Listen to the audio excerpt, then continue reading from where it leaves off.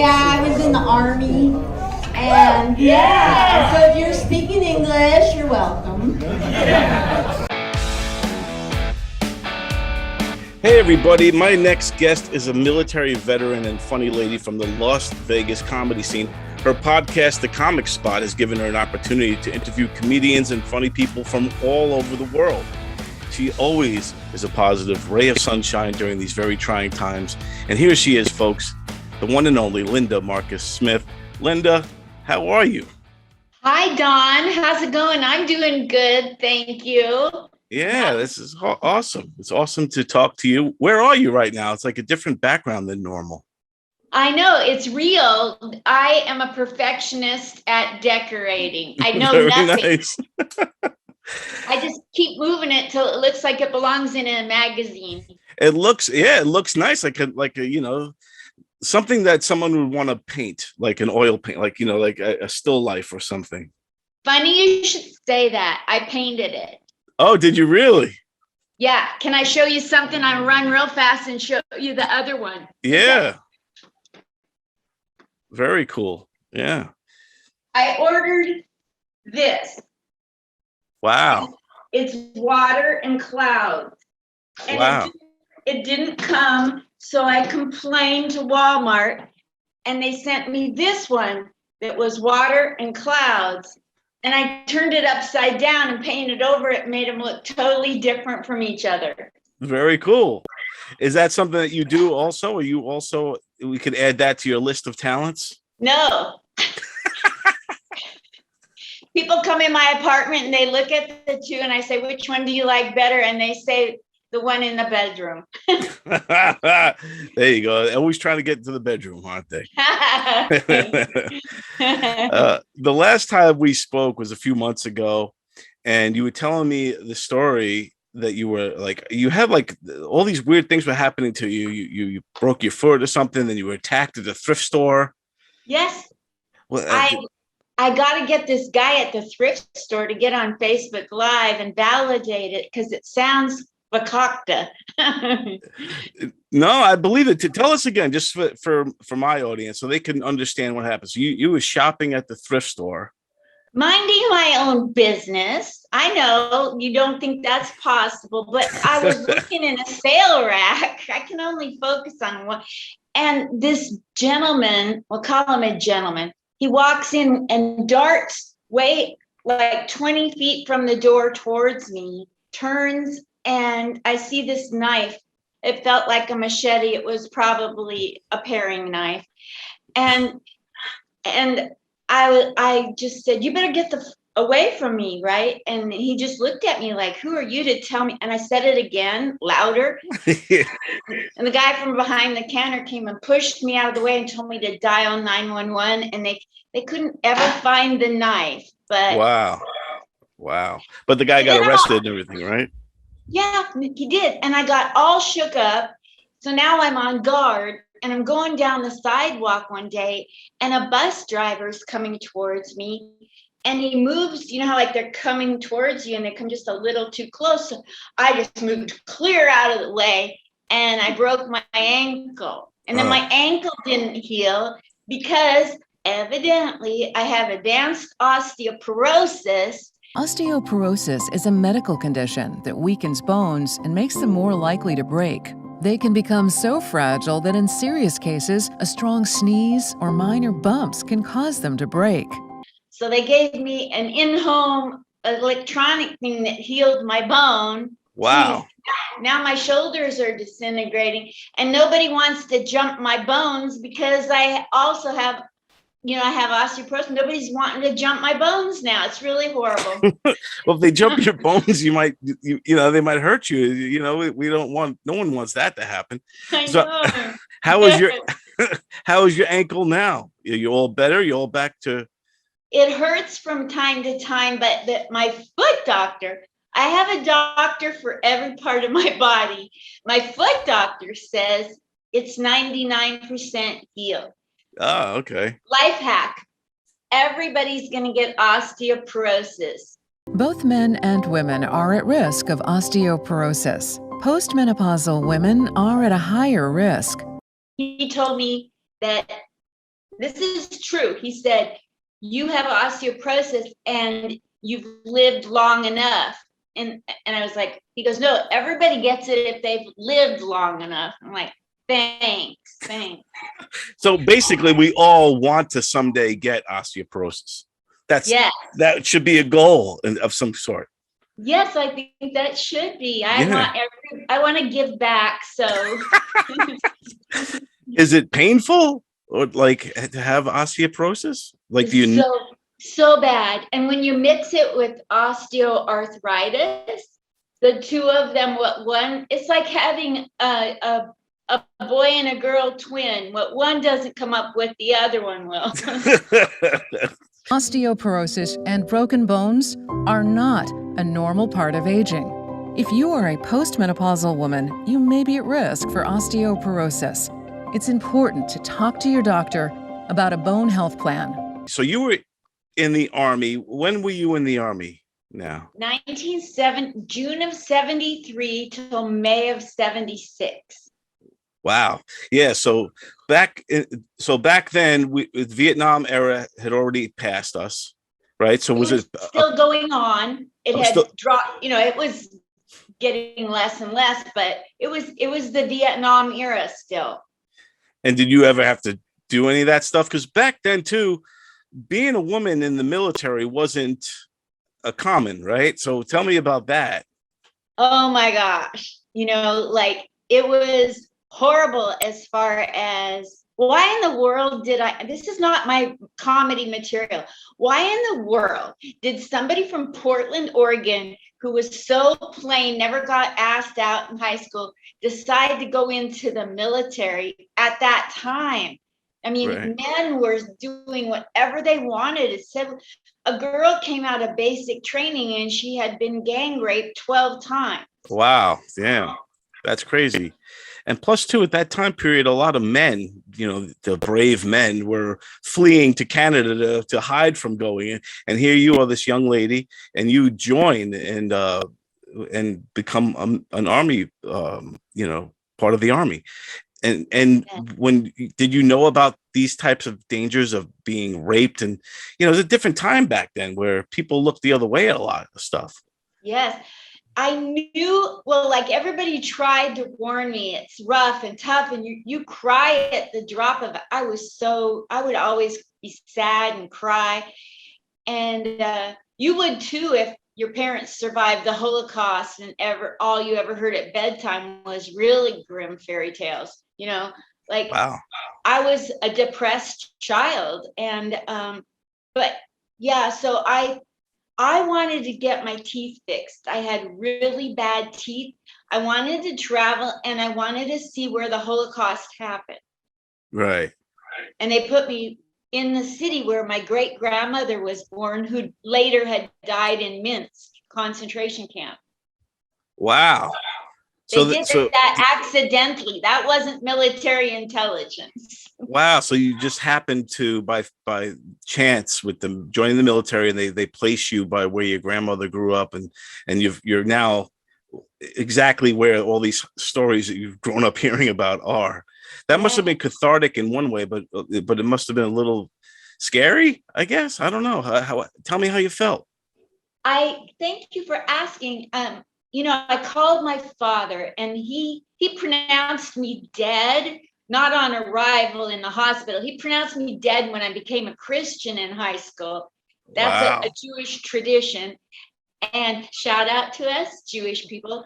And so we had been estranged. And then he slapped me across the face when I told him I was going in the military. And so when I got to Germany, I had the nerve to call him because he couldn't slap me. His arm wasn't that long. And so I said, hey, Dad, I'm in Hanau, Germany. And he said, that's where my mother was born. Right. So then I told people in my unit, and somehow the news found out, and they did an article on me being like Molly Pitcher, and I don't know who she was and what baseball team she was on. I think she was like a very avant-garde woman for her time. I don't know. Right. I don't speak German. The article is in Deutsch. When her husband collapsed from heat, she took over his position and manned a cannon throughout the fight. Molly Pitcher became a legend in the Continental Army. Some people even believe that she was given the rank of sergeant. Wow. That's some pretty amazing, that you've gotten to do all that and then you got all that attention while you were in the military.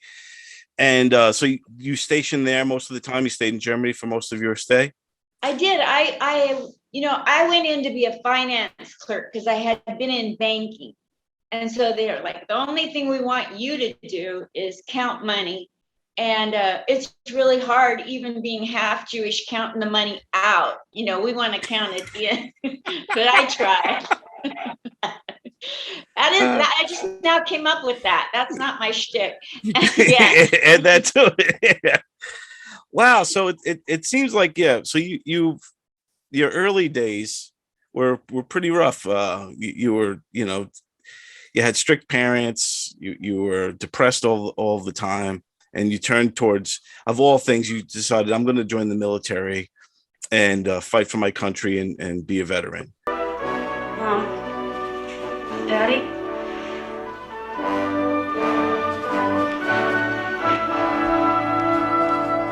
And it was probably one of the best decisions you probably made.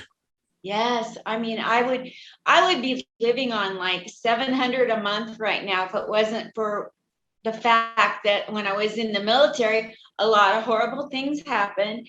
And so, like men who have been shot at in war and are banged up really bad because of what military sexual traumas, I'm sitting at 100% service connected just for receiving a lot of really bad stuff. Right. So that puts me in a place financially that, doesn't make it all worth it or go away. Shakespeare makes it go away. Right. I started doing comedy for veterans. If you're a veteran, thank you for your service. And I do comedy on both sides of the coast, west and east. So that means I'm coming out tonight as bi-coastal. You're welcome. Even though 76 ended your military career, you still stayed connected as a veteran for all these years. And even now you're still doing comedy for the veterans, and the veterans community is very near and dear to your heart.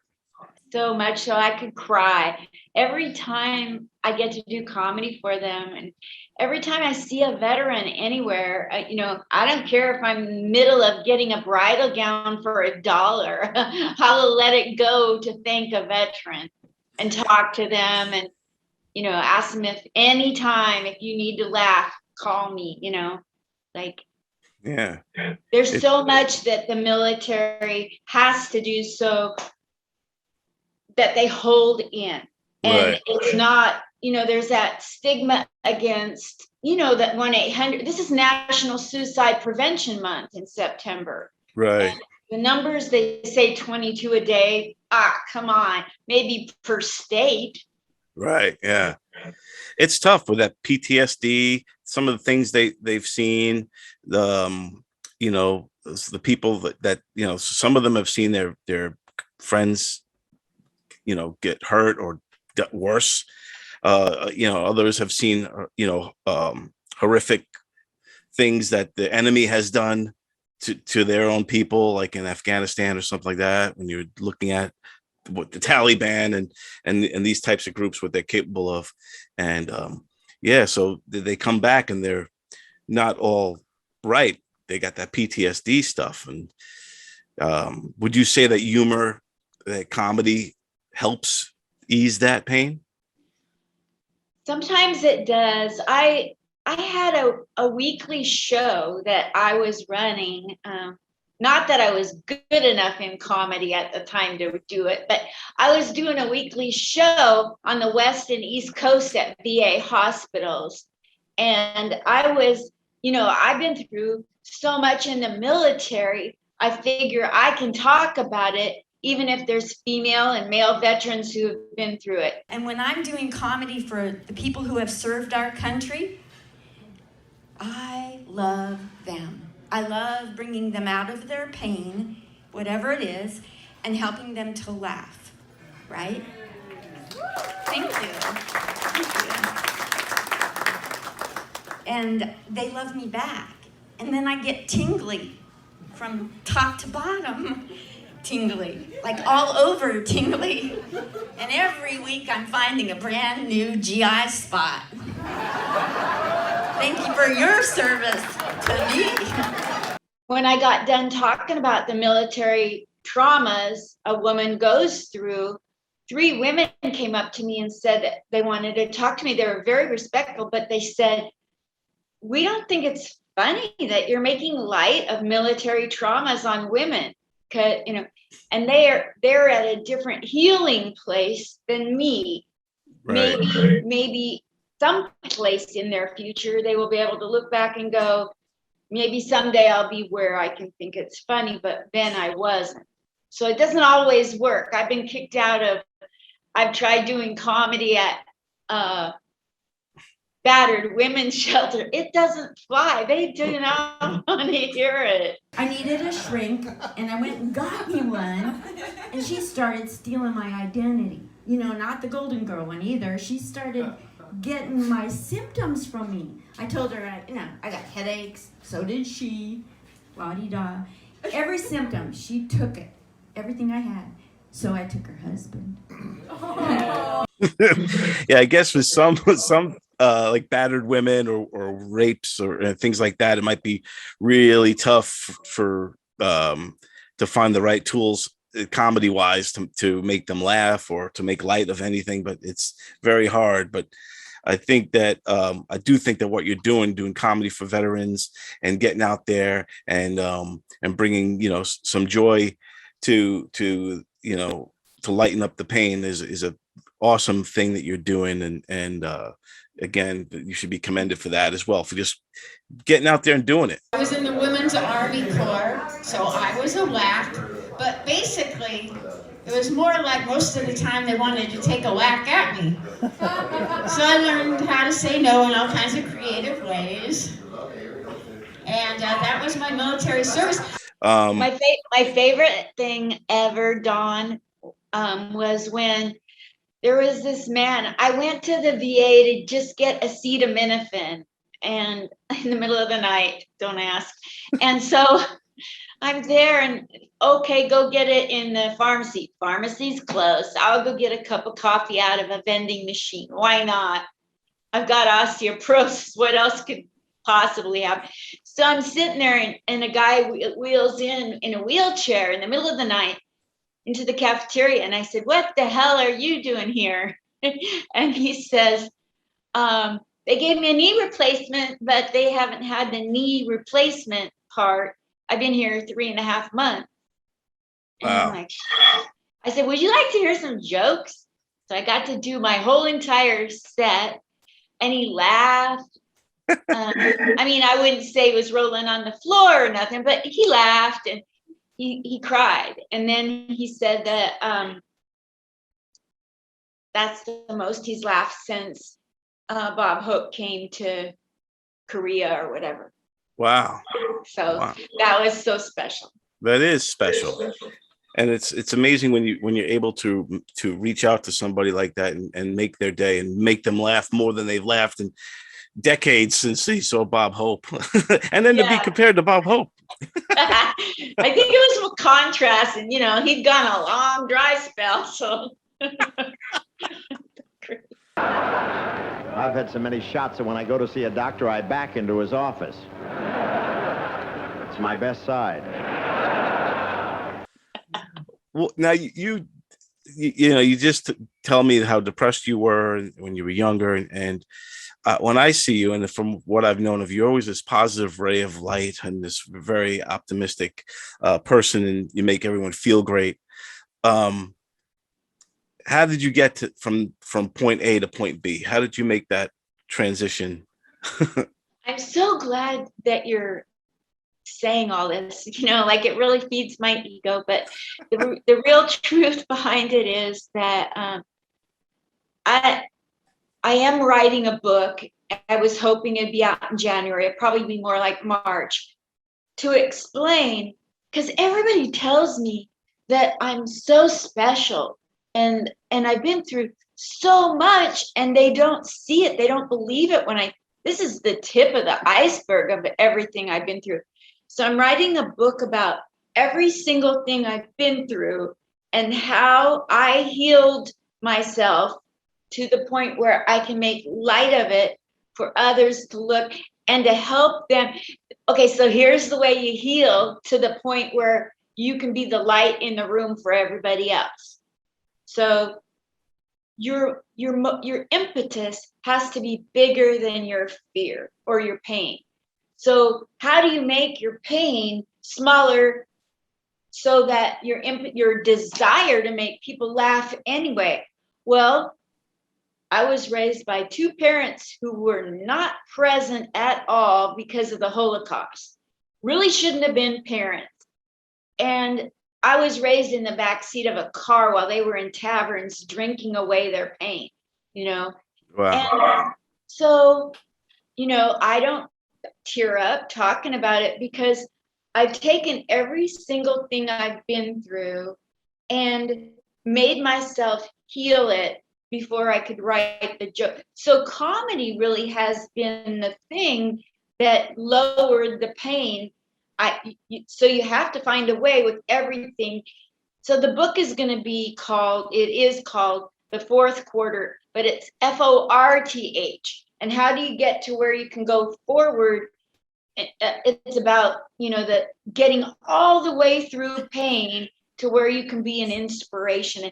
And if you don't get to the point where you can make light of it to help others who might, you haven't gotten to the fourth quarter. And my goal is to, if you said, Linda, your hair, you look like the Buster Brown girl on the shoes from the 60s. Yeah. You know, it would hurt me, but I would find a way. It's my goal to find out how fast can I get through it to make it funny. Right.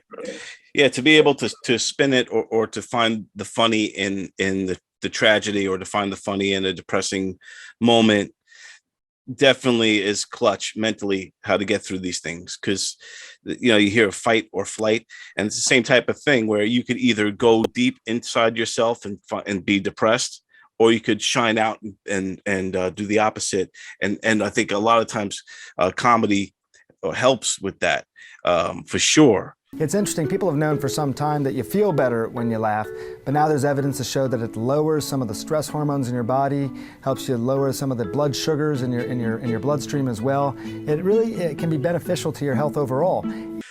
Well, and you've also, you know, throughout the last few years have started your show, which is the Comic Spot with Linda Yes. Marcus Smith. And there you've interviewed hundreds and hundreds of comedians. Well, tell me, how did that start? When did you start saying, you know what, I'm going to interview these comedians? This is something I want to do. Okay. When I was growing up, my mother used to say the two words JC, Linda, you ask so many blank questions, you know, quit asking so many blank questions. That's the way I am. I'm always asking questions. And that was on the back burner. And I started comedy in California, moved to Portland, got triggered, came to New York 3 times, and now I'm in Vegas. And, you know, I just when I was in Portland, the comedy club Harvey's, that's closed right now, but it might reopen. Harvey's noticed every time I was sitting around talking to somebody brand new, I had no fear, was asking a lot of questions. So they approached me to see if I would interview all the headliners coming through. Oh, cool. So then I did 39 headliners, and then I moved to California, to Vegas, and the pandemic hit, and I was like, gosh, I'm so depressed. And I thought, I remember when I was doing these interviews in Portland, I wonder if I get a hold of these people. I want to see if they're okay. Because, you know, we are prone to suicide. veterans are prone to suicide. There's some comedians that are veterans like myself. You know, Right. if I'm depressed, maybe I can cheer people up.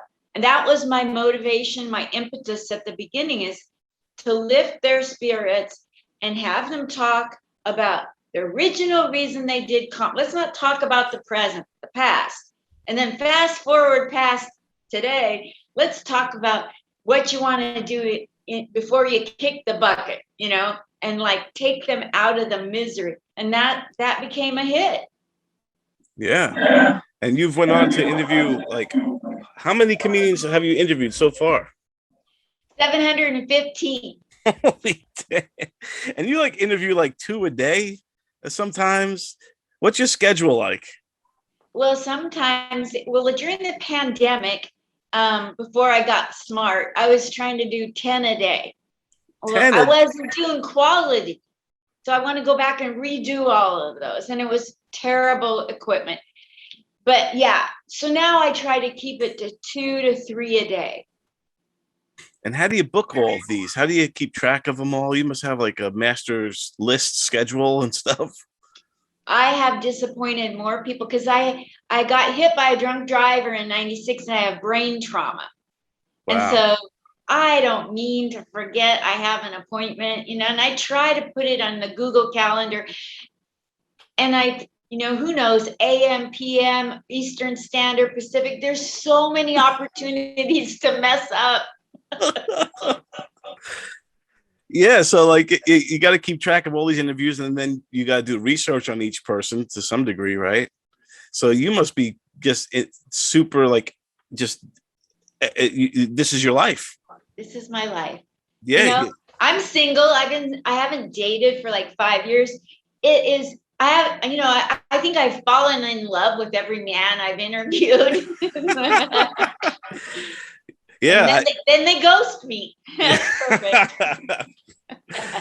So tell me about so you got this crazy schedule where you interview 2 to 3 a day. And what are you just throwing out invites to, like, how do you decide which comedians you want to interview? How do you find them? So like, say I interview you and you think that I'm pretty good at it. Not as good as you, but you think, I could trust some of my counterparts to be interviewed by you. You would write me and say, hey, right, interview them. Or they'll hit me up and say, John Still at Governor's Comedy Club, shout out, said to interview, that I should.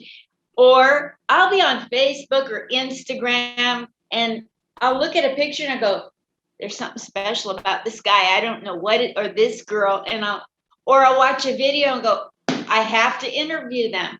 Right. Or they'll be famous and I will go a year and a half bugging them nicely until I get Wendy Liebman, Kathy Ladman, Sinbad, Tommy Chong. Yes. I will be patient. Patience, that's the thing. Like, you can go after the big dogs, but you better be patient and you better be nice and wait. Yep. Yeah, and you've been doing great. Like you said, you've gotten some of the big dogs and you've interviewed so many comedians. What would you say is the biggest takeaway? What have you learned from these comedians? Oh, man, that would make a great book. Man, I've learned something from every one of them. The biggest thing I've learned, well, there'll never be another Sinbad or another Sinbad interview. He's still alive. But he went through a stroke and a brain bleed and a blood clot, and he's trying to make a comeback. So let's all keep praying for Sinbad. But yes, I learned so much about racism. He did not want to come on that interview.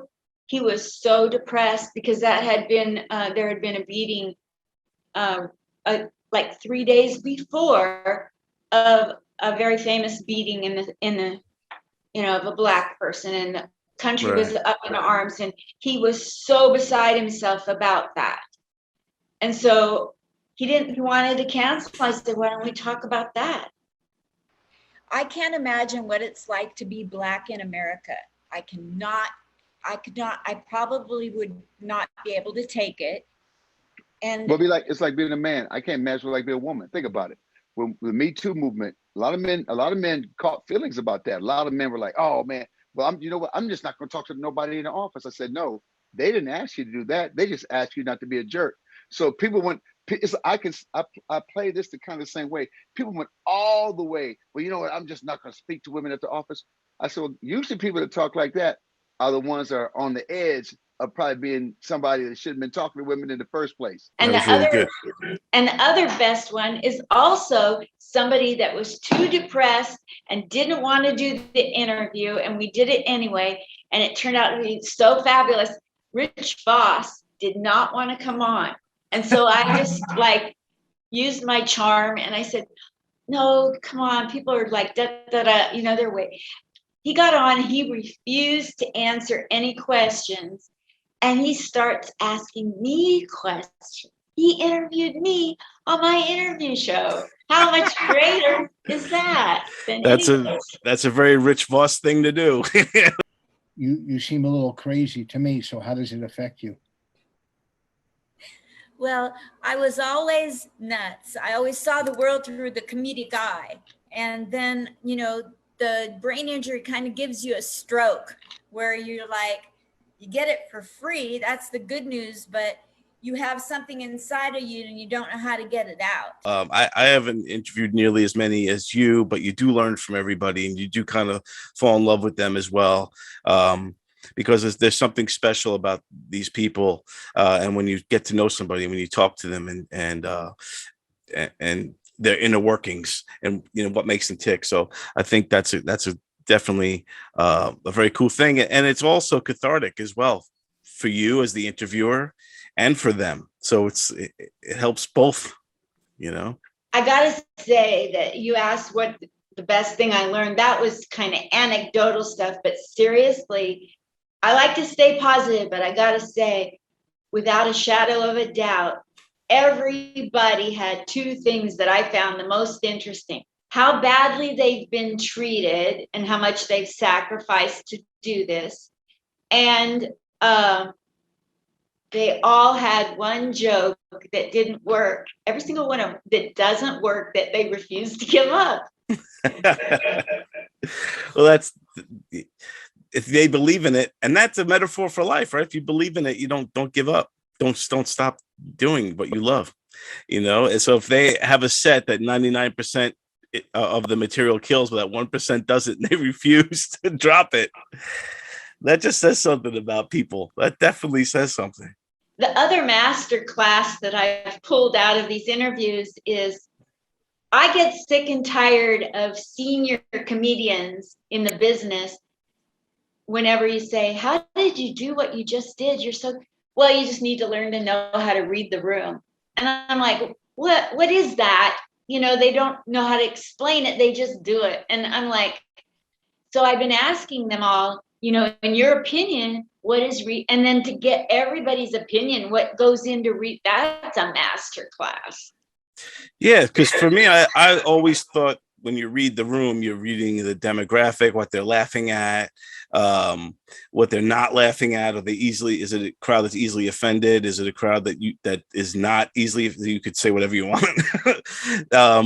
And I think you kind of could read that through the opening act, the MC, feature, and then when it's your time up, you could now say, all right, let's just say it's an easily offended group. You're like, okay, I know now I'm not going to go with the all the wife beating jokes. I'm going to throw away all my racist jokes and I'll just do my clean, Johnny Carson set or something. Is that what do you think reading the room is? Well, I didn't know what it meant. I would sit and try to read the room without knowing what I was doing. And so I really wanted to know. And then now it's just kind of it's almost like I'm finding out that they don't know what reading the room is, or they know so much about it that I'm learning something new. And so the newest things that I have learned, like there's the typical things that everybody says, but like one of the most interesting reading the room tips I ever got was to stand around before the show and not let anyone in anywhere know who you are and have conversations with them. And when you go up on stage, you got them on your side already. Right. That's good too. I remember I used to live in North Carolina for a while, and there was a Good Nights, used to be called Charlie Goodnights, the comedy club. And I was always there, and I was good friends with the doorman, and he was the doorman, also the MC. So he would seat people, and he would, hey, how are you? Here's a seat, and get to know them that way. And then, some small talk here and there, and they just thought he was the doorman. And then all of a sudden he's up there on stage. And to your point, he's already won them over because they kind of know him. They feel like they know him now. So they're rooting for him. They're like on his side, In Vegas, they have the LA Comedy Club inside the Stratosphere. And there's a Long Island boy named Mike Krasner, who is the doorman and goes up on stage and kills. Michael Krasner. Very cool. Yeah, Long Islander in the house. Yeah. That sounds familiar too. And yeah, so he's the door guy, so he's doing what I said. And then the same thing. And he goes up there and people are like, oh, hey, we know that guy. They feel connection. They feel a connection already. Yeah. But with drugs, you do sexual shit for drugs. So what would sex addiction be like? Yo, bro, I'll suck your dick if I could suck your dick. And then combine that with the likability factor, right? So so you're there mingling with everybody, so they already get to know you. Then you're up on stage, you already have the likability factor.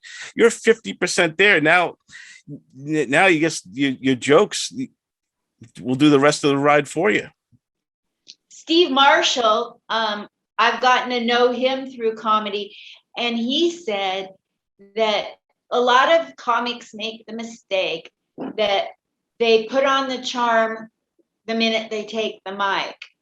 But there's so many opportunities where you are being observed and they're making a decision on whether they like you before you get on stage, and use those opportunities. That's good advice. Steve Marshall, I don't know if he's Long Island or not, but I've seen him on Long Island a ton of times back in the day. He's been around for a long time. Hilarious guy. But yeah, I agree. I think if let's just say you didn't mingle with them beforehand, and the second you get up on stage, before you even grab your microphone or just walking up, people are already judging you. And look, the audience at comedy shows, they want to laugh. They want you to be funny, but they are already judging you if you're going to be funny or not. So first, they'll say, well, your body language, your smile, all that kind of stuff. And then boom, then you got to give it to them. In 1996, 22 years ago, I got in a terrible car accident. I lost all my memory. And they painted it really dark, and I'm over it now because I rehabilitated myself. I did it. Isn't that wonderful? And I'm winning. Why did they say that comedy is not essential? Would somebody please explain that to me? Oh, it definitely is essential. I talked to Robert Schimmel. Remember Robert Schimmel? He had cancer and stuff like that. And I got to talk with him one day in the green room at that club in Raleigh, North Carolina called Good Nights. And Schimmel told me, he's like, look, laughter truly is the best medicine. We find that people who laugh regularly, and by the way, you laugh on average about 15 to 20 times a day, whether you knew that or not. But when you do that, you tend to actually have these greater insights or feel a bit more creative. And again, that's gone from the world of anecdotal, where people just believe that, where they can actually show that now, looking inside the brain. The world needs more Linda Marcus Smiths. Aw, thank you. Thank you for having me on, Don Still from Governor's Comedy Clubs in Long Island, New York. Yes, and thank you for being on the show, Linda Marcus Smith from Las Vegas, originally from Portland, and a hilarious comedian. Appreciate you. Thank you.